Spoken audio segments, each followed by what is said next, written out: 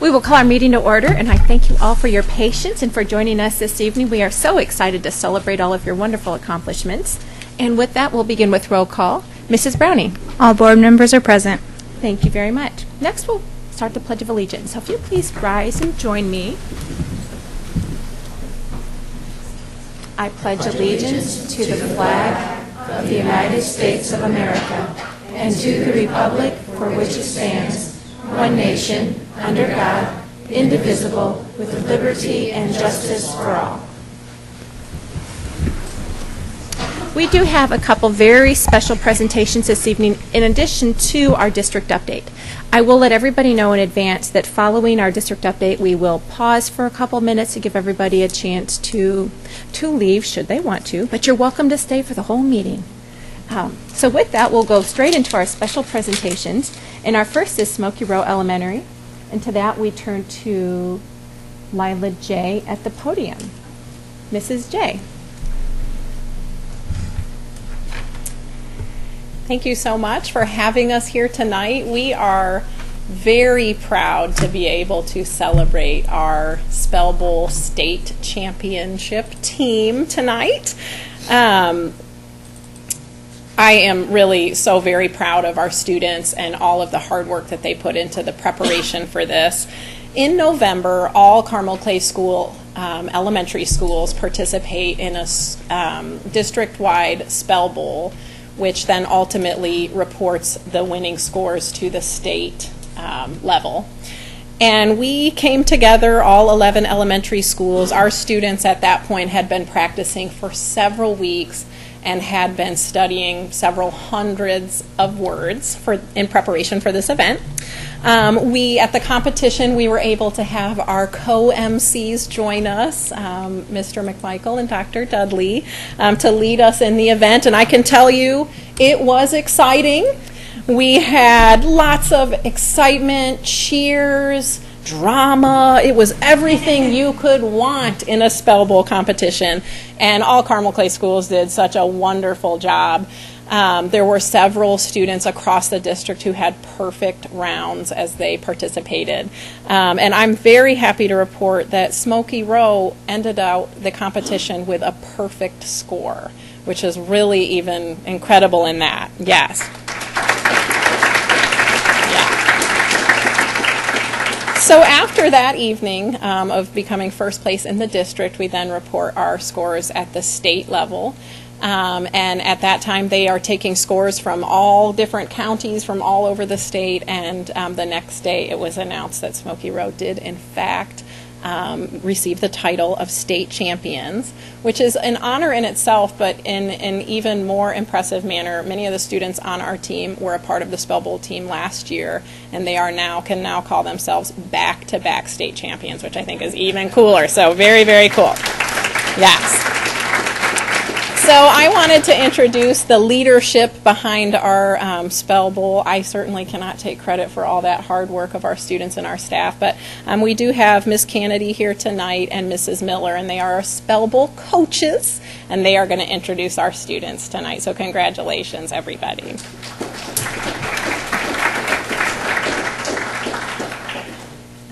Thank you, Mrs. J, and thank you to the members of the board for having us this evening. Like Mrs. J said, this is the kids' hard work, 750 words. It's incredible, their accomplishment. And those of you who were on the team last year, congratulations, 2 years in a row, back to back.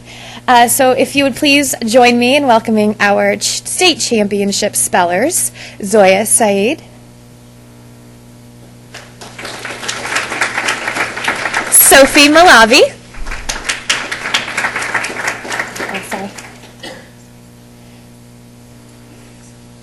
Alyssa Asante,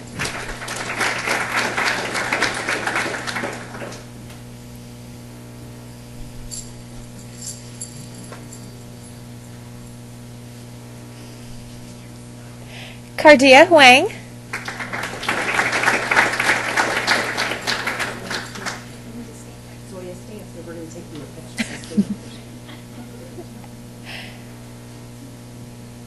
Justin Tang,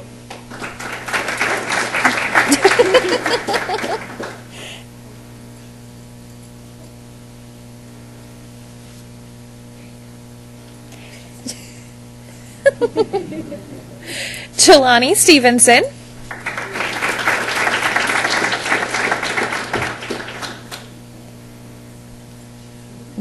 Eben Nishanth.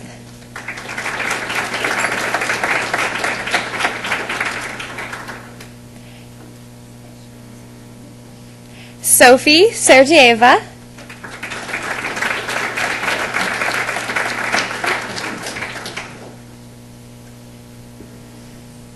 Shriyansh Vemula.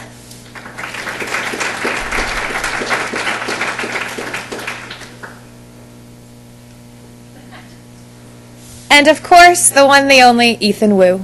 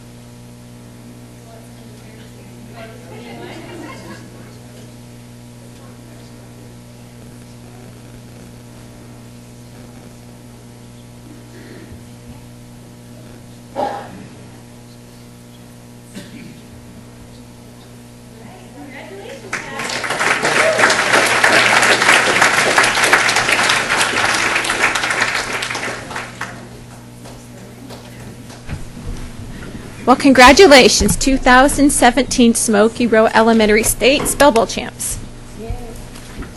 Next on our agenda, we've got the Carmel High School cheerleading team, 2017 Indiana Cheer State Champions, and we turn to Mr. Wolf.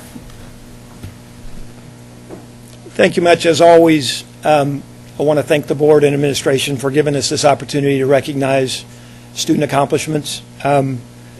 And before they get away, I want to congratulate the Spell Bowl champions. That's awesome.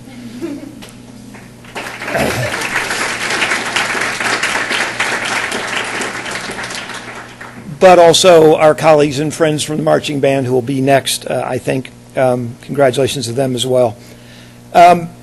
Because we're all about firsts and doing things before anybody else does, and setting historical markers, our cheer program did something that I'm fairly confident we've never done in the athletic department, and that is a single program won 2 state championships in the same day at the same competition.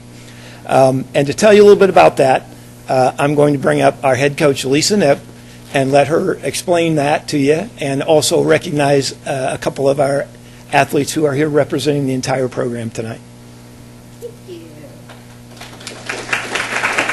Thank you, Mr. Wolf. It is a pleasure to be here. President Spanenberg, members of the board, thank you so much for having us. I, too, admire the Spell Bowl champions that we just met. And we at Carmel High School Cheerleading always post an SAT word of the day to further help these student athletes become successful, accomplished academicians. And I think we need to start adding spelling to that SAT word of the day. So anyway, it's fun to work with these student athletes. Yes, Mr. Wolf, we did win 2 state championships in one day. Not only is that unprecedented for Carmel High School, it is also unprecedented for the state of Indiana. Never before in the state of Indiana has a single cheerleading team from the same school won 2 championships in one day. So it is with great honor and privilege that we were able to bring back to our community 2 state championships, one in the co-ed division, and the second was in a timeout division. So it was with the great pride back in November that our season concluded together. Seasons never start nor end without a little bit of adversity, and we had our struggles, whether that be through injuries or some athletes needing a little bit more attention to their academic standards.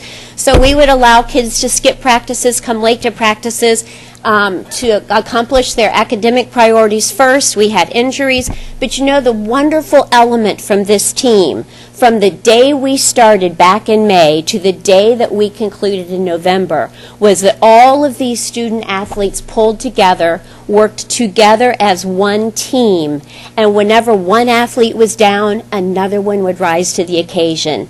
And that early Saturday in November, we not only rose to the occasion once, but we rose to that occasion twice. So we want to thank you, all of the administrators here today, for Mr. Wolf, to all of our families, to the Carmel community, and to all of our 47 athletes that were involved in our competition program this year. I would like to introduce two of our seniors that were invited this evening that will be representing all 47 of us, and that is Miss Haley Franciosi, as senior at Carmel High School, with her future plans unpredicted. And our other senior is Mr. David Light.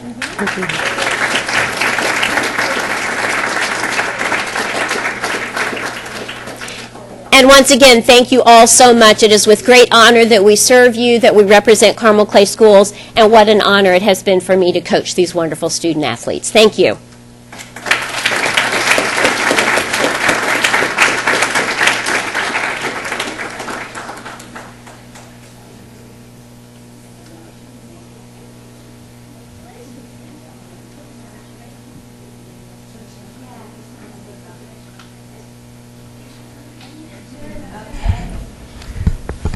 Well, congratulations, Mrs. Nip, and your 47 athletes on their wonderful double championship. Moving right along, we have our district update, which is our Spotlight on Excellence, and that is an opportunity for the board and the district to recognize some of the really exceptional ideas that come about, or different academic programs that really, shine a spotlight on the great things that are happening in our school system. And with that, we are delighted to have the Carmel High School Marching Band presentation. And to that, we turn to Mr. Crakey. Thank you very much. I'd like to thank very much Mr. McMichael and Dr. Dudley and members of the board for having us here this evening and letting us recognize the efforts of our 311 marching band students at Carmel High School. Again, great congratulations to the Spell Bowl team and to the cheerleaders. And Lisa, those are outstanding accomplishments. The Marching Greyhounds had a absolutely unbelievable season this year, and due in very no small part to the hard work of those kids. And they just did absolutely magnificent things. They were successful in several record-setting ways, both for Carmel High School's list of achievements and nationally. Our students participated in the Bands of America Grand National Championships on November 9th through the 11th this past year, through 3 rounds of competition, 98 groups from over 41 states here in the United States. The Marching Greyhounds, after those 3 rounds of competition, were awarded our 2nd consecutive national championship down at Lucas Oil Stadium in November. So very, very pleased with those students and those accomplishments, and our 4th national title overall for the Marching Greyhounds, and our 3rd of this decade. The Marching Greyhounds also received the Caption Awards that evening for Best Music Performance, Best Visual Performance, and Best General Effect Performance in finals for the students. That's the first time that all 3 of those Caption Awards have been swept by one group in the history of the national championships, in over 40 years of national championships being held. So we were thrilled. Thank you. Our students received a final score of 97.5 out of a total score of 100. Very, very close to a perfect score. It's our highest score that we've ever achieved here at Carmel High School. The band also, over the course of their season this year, brought home 3 Bands of America regional championships, the Bands of America Dayton Championship, the Indianapolis Championship, and the Bands of America Southern California Championship that we received on our tour out to Southern California this past fall, where the kids got exposed to a lot of different band programs, did some tour things in the Los Angeles area, and concluded that with that competition in Long Beach. I'm just absolutely extraordinarily proud of our competitive accomplishments with the group, but the real success story is those kids, the internal drive that it takes for them to really seek perfection in that 9.5-minute original production. They put in absolutely hundreds of hours of rehearsal time and really work hard. The magical moment of that night happened actually a couple of hours before the actual awards ceremony. The emotion the kids had coming off the field after their performance was just outstanding, and it was very, very fun to be a part of, and something that's very, very special.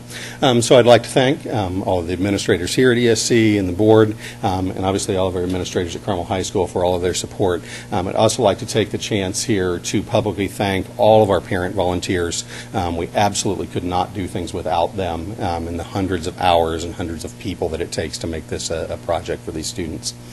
So we did bring 5 of our 311 members. We're not going to parade them all through here for you guys. We did bring our 5 drum majors from this year to be recognized by the board. And they are senior Leo Krieger,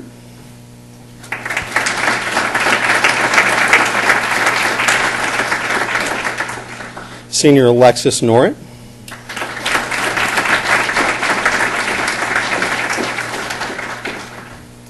junior Zach Beeler,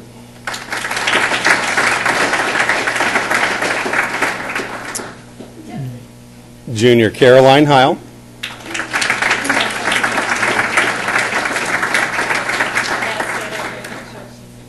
and junior Tori Moss.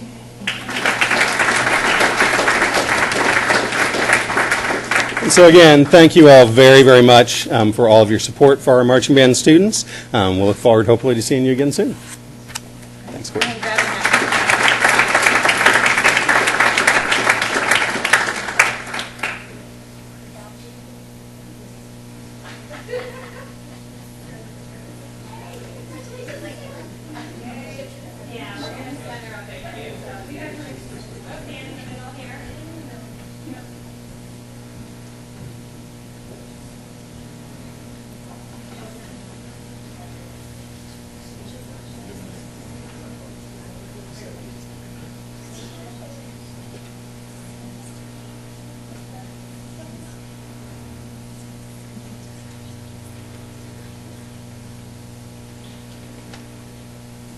Congratulations.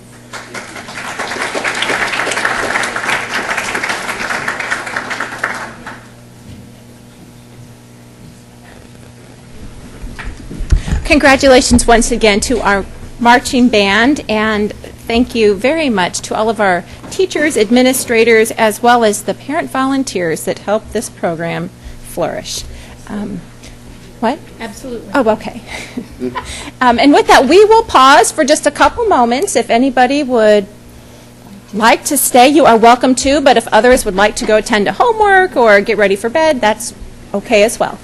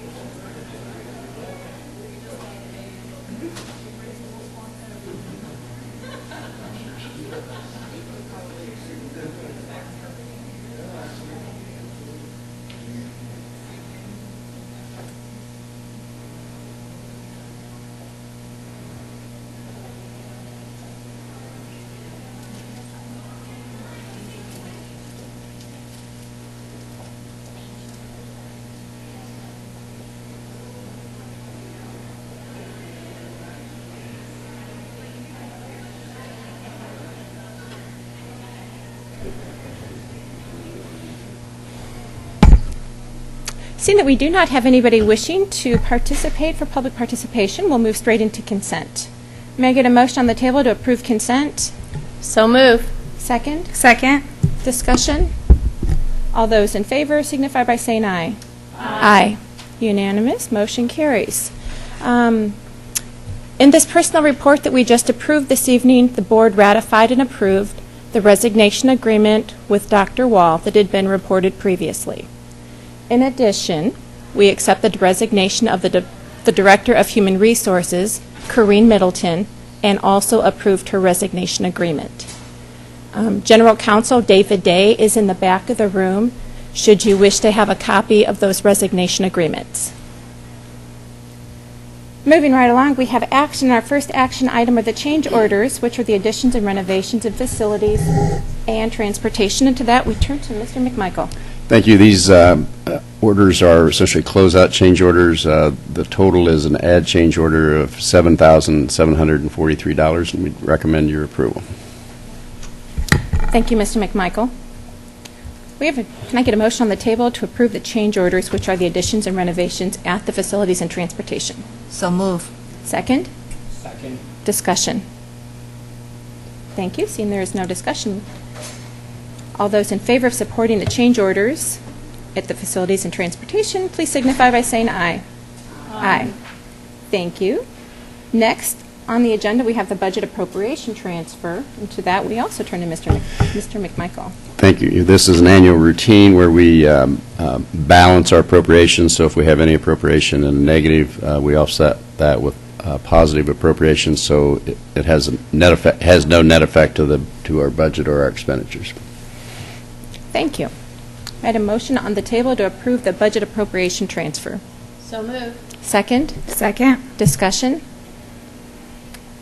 Mr. McMichael, I know some of the background information that you provided at the January 8th meeting of 2018. We approved the budget appropriation changes. So do you have anything that you'd wanted to comment about changes that we have made with regards to that?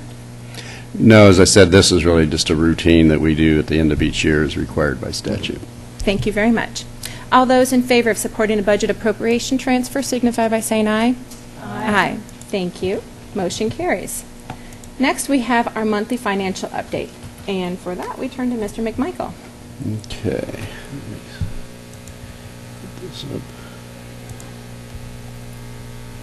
All right, so we've been talking about this for the last couple of months, how our cash balance declined. That occurs because part of our revenues, the board is aware, comes from our local referendum, which is from tax dollars, and therefore we receive most of that twice a year, and which is, of course, the case this year. So we ended the year with just over $8.6 million of cash balance. That's really right on what we projected. You'll notice that that's less than it was a year ago, which we also anticipated. We're caught up. Essentially, a year ago, we had not given our raises for 16-17, and so you may recall that later in 2017, in the early part of 2017, we, I believe February, made a retroactive payment for those salary increases. Had that been timely, that balance a year ago would have been less. And then the teacher contract we also settled that for 17 and 18, as well as 18 and 19, and so that now is all current. And so again, our ending balance is about where we anticipated it being. Thank you, Mr. McMichael. I open up the floor to questions. Pam. Yes, I would assume that the property taxes from May and from December, or the fall and the spring taxes, would be very similar. So it doesn't seem that, it seems like the fall taxes or the taxes we have there are a lot less than. And that is typical, because some people will pay their taxes for the entire year. Oh, and in the spring? In the spring, they'll pay both installments, and so I think the mix is, I think we get about 54-55% of the total in the spring, and then the balance in the fall. Okay, thank you. Mm-hmm.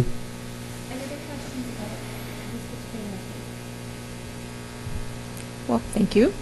Thank you very much, Roger. Thank you. If we should have any additional questions, we'll be sure to email those and get those addressed. Thank you. Next, we have the superintendent's report.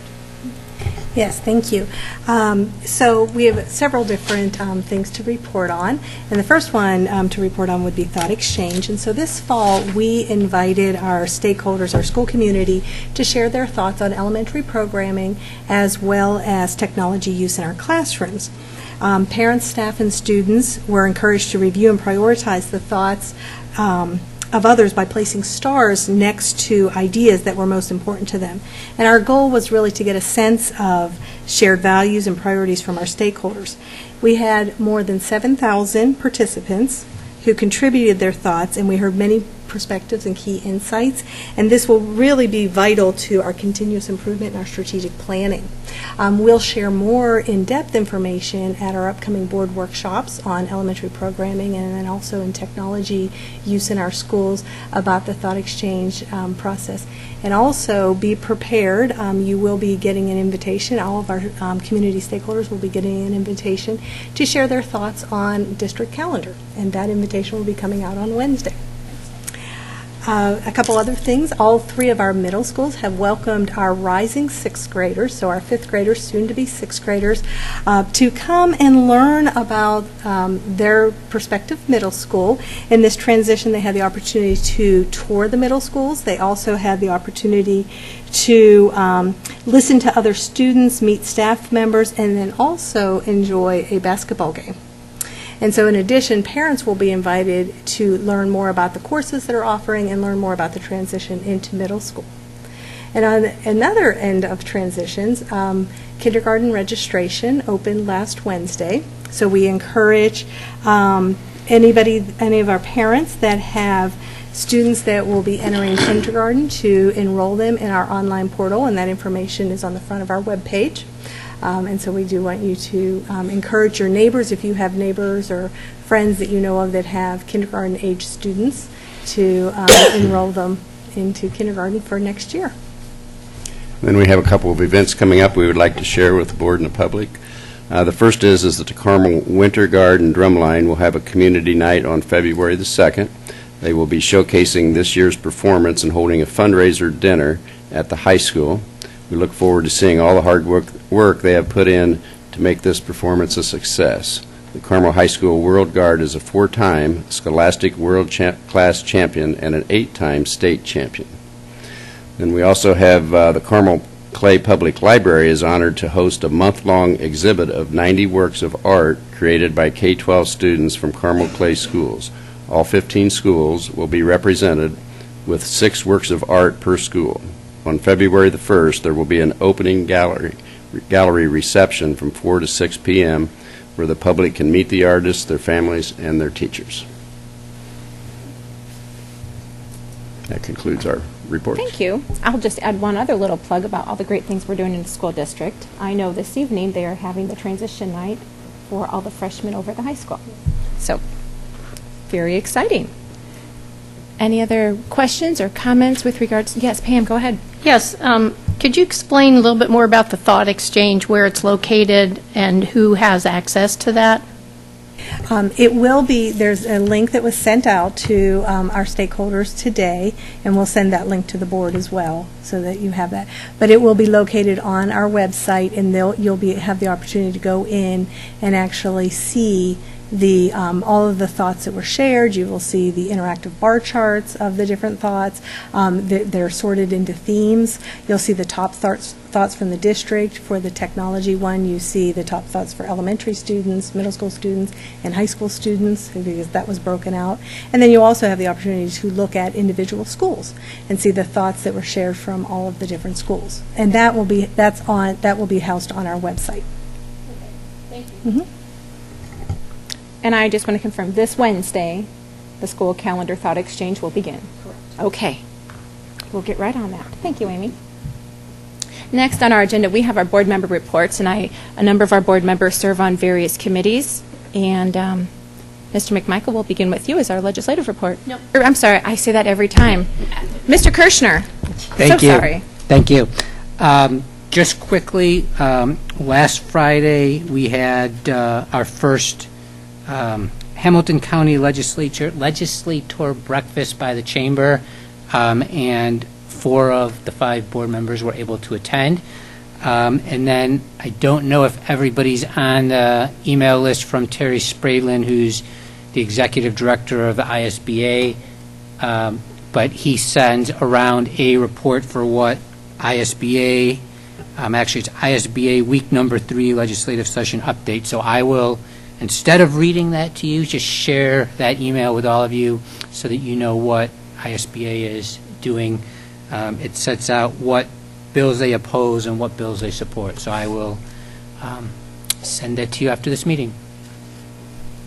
Thank you, Mike. I'm going to, just a little plug, I appreciate all the work that you're doing as our legislative liaison. A number of our legislators, including Jerry Torr and Victoria Sparts, came up and were very appreciative of the work that you're doing and the exchange of information between, I guess, just the online dialogue and communication. So thank you for that. Okay. And I guess while as you're well. while you're doing thanks, I would thank the board members who I know not everybody can attend, but I think it is important to show the legislators and the business community that is at those legislative breakfasts that schools do care. And so when we're there and when we're up front and when our friends from Hamilton Southeastern and Westfield, basically the room is half schools and half business leaders. So I think that sends an important message to our elected officials that we care. Absolutely. Thank you. all 5 of us were there. Oh, you went there. That's right. They changed the date because of the weather.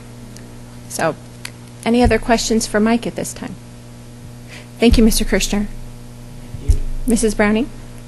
Parks Board, please. Yes. So I'm going to share something I learned recently about ESE, that they host on a semester basis a parent advisory council where they open it up to any ESE parent or guardian at all 11 schools with the overall goal of gaining feedback, both about ESE, how it's working, guidelines, and all that. And one of the not great things is that attendance hasn't been high. There's not too many parents who have the need to go, and Ben Johnson said that I love this to be the case, that it's due to the fact that we're doing things right, that parents are happy and that the kids are happy. But I love the fact that they do give parents an opportunity once the semester to come in and to be able to share ideas and things that they're liking and not liking about ESE. So I think it's a good thing in that regard that there's not too much going on there. But I do like the fact that they do have it. So that's it. Thank you, Katie. Any other announcements or any other comments the board would like to share amongst the board members, since we are in a meeting and can communicate? Great. Do you have any other comments or ideas you'd like to share? Fantastic. Parks Board will be here in February. Oh, Parks Board's coming in February. Fantastic. Well, thank you very much, Mr. McMichael. With that, we'll adjourn our meeting. Thank you, everybody, for joining us.